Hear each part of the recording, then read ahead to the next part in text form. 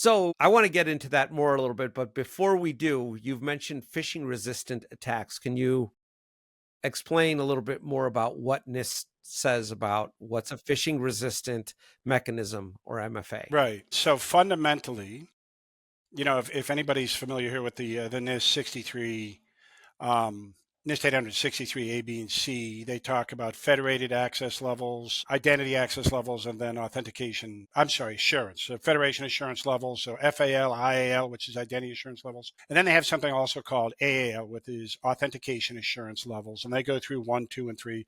Won't go all the details. I'll just talk more about what it means to be phishing resistant, and they're very specific about what it means to be phishing resistant. And fundamentally, for a system to be phishing resistant, it has to start with binding the origin server to the authenticator and a piece of keying material that is specific to that origin server or domain. Or quite simply, the destination you're going to authenticate has to be cryptographically bound to some piece of information on the authenticator that's stored in a secure element.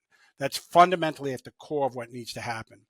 And if Okay. you look at FIDO or any other solution, once you do that, it becomes what I call phishing resistant, is it becomes very difficult for someone to intercept that authentication, close to impossible, but nothing's impossible. It's very difficult when you authenticate. So that's at the core of what that is. And it's called the goal is called verifier impersonation resistance, which means, quite frankly, most beyond identity as solutions that attack deep fakes, and it's kind of the same problem statement. But it's like when I was just talking to Bob, you need to know that you're talking to the real Bob, right? Yes.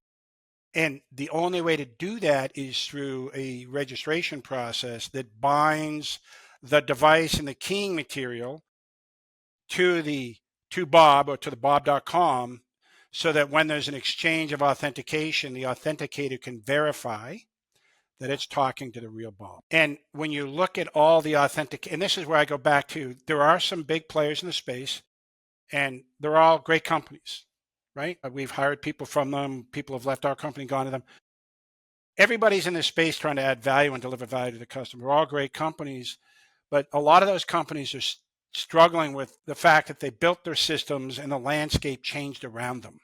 And so now they have to add a system that was built to solve a particular problem. They now have to add Sure. capabilities to it, which, is doable, but it can be quite complicated. And this is where younger companies have an advantage, right? Because they Sure. come in and they can adopt this technology from the ground up.